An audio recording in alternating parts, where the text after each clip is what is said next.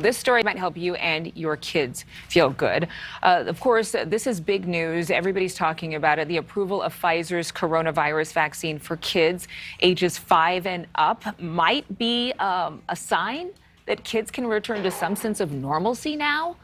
Maybe. It's not going to happen overnight. Most children did spend a long time at home learning from laptops, unable to play with their friends, even after returning to in-person learning. The contact has been limited. They're still wearing masks. So how can we get our children back to feeling socialized appropriately again? This is a big part of all of our mental and emotional development. Joining us now is Dr. Adrienne Bankert, the Surgeon General of California, the state's first Surgeon General ever, I might add. So I have to say thank you so much for making time for us today. Good to see you again.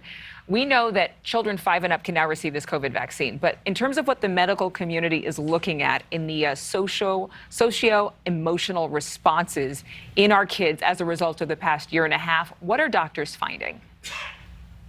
Well, the American Academy of Pediatrics, as well as the American Academy of Child and Adolescent Psychiatry, has declared a state of emergency for our children and youth mental health. So the pandemic really has been a huge stressor for our kids. We're seeing globally that the rates of anxiety and depression in children has doubled. And so we have a lot of work to do. And this approval of the Pfizer vaccine for the 5 to 11 age range is a huge step forward in allowing our kids to get back to some sense of normalcy. When they do get back to school, I know that not all kids are going to agree on the same things, just like not all grown-ups agree on the same thing. I can only imagine the kind of discussions that happen on a playground. Just with the fact that kids grow up so fast, they use social media, they can be opinionated without really guarding themselves against what's politically correct or not. Does the medical community have any advice for parents in talking to their kids about talking to other kids about things like the vaccine?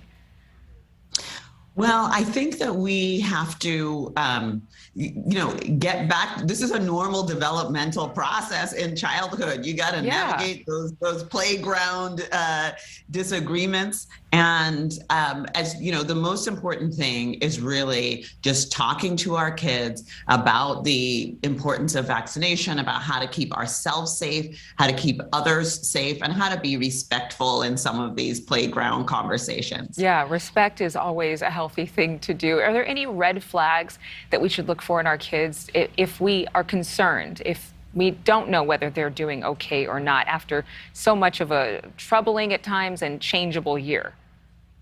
The impact of stress and adversity on kids can show up in their physical health, in their mental health, or in their development. So in terms of physical health, it could be things like increased risk of headaches or tummy aches, disruption to their sleep, or worsening of health conditions that are associated with stress, like asthma or diabetes or other things. For mental health, some kids may be more clingy, some more withdrawn, some may have trouble regulating their behavior or maybe more tearful. Yeah. And kids who have already achieved certain developmental milestones, like they were sleeping through the night or they were potty trained, may have some developmental regression. So those can be signs that parents and caregivers can look out for. And the most important thing is helping them feel safe, helping them feel understood, and really just being a safe and stable caregiver. One more question. I know my producers are saying we are running out of time, but for parents, it's important not to feel guilty if they see their children regress. Some of those situations that you just mentioned, is there one word that you could give to parents to encourage them not to ignore these warning signs and not to see it as somehow that they're a bad parent? My most important advice to parents is that self-care isn't selfish. The most important ingredient for a healthy child is a healthy parent. Yes, absolutely. Dr. Adrienne Bankert, thank you so much for your time. I hope to talk to you again soon. I really appreciate you being with us.